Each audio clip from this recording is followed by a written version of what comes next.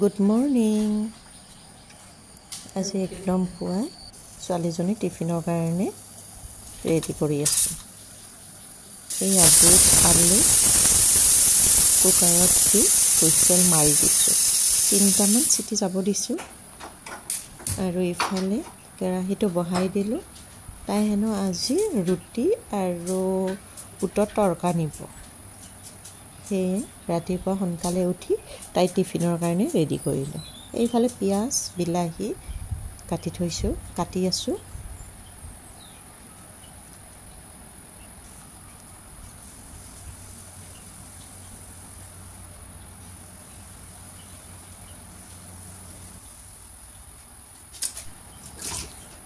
আৰু এইফালে কেৰাহীটো গৰমেই হৈছে। এতিয়া কেৰাহীত দি দিলোঁ অলপ মিঠাতেল। মিঠাতেল দি কেৰাহীটো তেলখিনি অকণমান গৰম হোৱালৈ ৰৈ আছোঁ।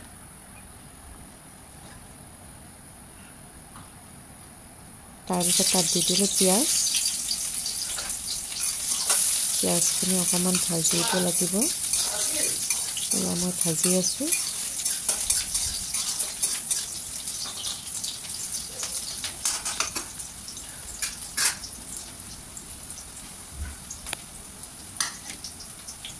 কি ক'ব, এইখিনি সময় পূৰা ৰাতিপুৱাৰ সময়খিনি একদমেই দৌৰা দৌৰি।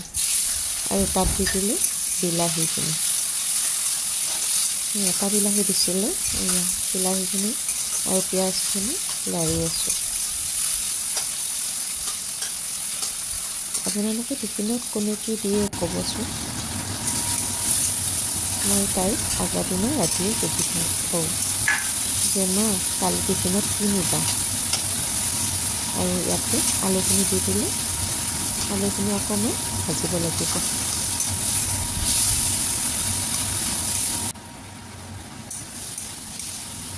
ভাজা হোৱাৰ পিছত তাতে বুটখিনি দি দিলোঁ।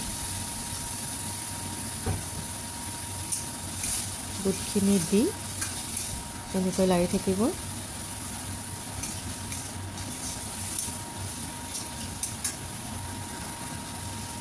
তাইৰ গাড়ী সোনকালে আহে, ৰাতিপুৱা 7 বজাত আহিয়ে পায়। তাৰ আগত মই টিফিনটো পূৰা ৰেডি কৰি দিব লাগে। আৰু ইফালে তাৰ ভাত চাতৰ কথা আছেই। আৰু তাত দি দিলোঁ মই নিমখ হালধি। আৰু ভালদৰে বনাই দিলে বাচ্ছাবিলাকে খায়। ৰাতিপুৱা যে দৌৰা দৌৰি হয়, ভাত বেছি খাবই নোৱাৰে। সেয়ে মই টিফিনটো ভালদৰে তাইক সদায় বনাই দিওঁ। সেই ভাবিলোঁ আজি আপোনালোককো দেখুৱাওঁ। ইয়াতে আছিলে আদা নহৰু আৰু এটা জলকীয়া দিছিলোঁ। জলকীয়া বেছি দিয়া নাই। আৰু ইয়াতে ধনিয়া পাউডাৰ, জলকীয়াৰ গুড়ি অকণমান দি দিলোঁ, বেছি দিয়া নাই। আৰু এনেকৈ ভাজি লাষ্টত অকণমান পানী দি দিলোঁ। এয়া দেখিছেনে।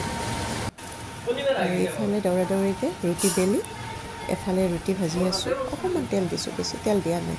শুকানকৈ দিলে কি হয়, পিছলৈ টান হৈ যায়। সেইকাৰণে অকণমান তেল দি দিওঁ।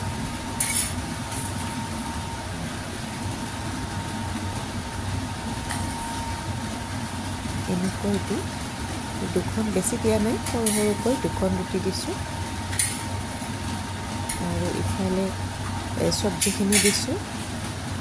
আৰু ড্ৰাই ফ্ৰুটছটো মই দিওঁৱেই, এইটো বাৰু দেখুওৱা নহয়।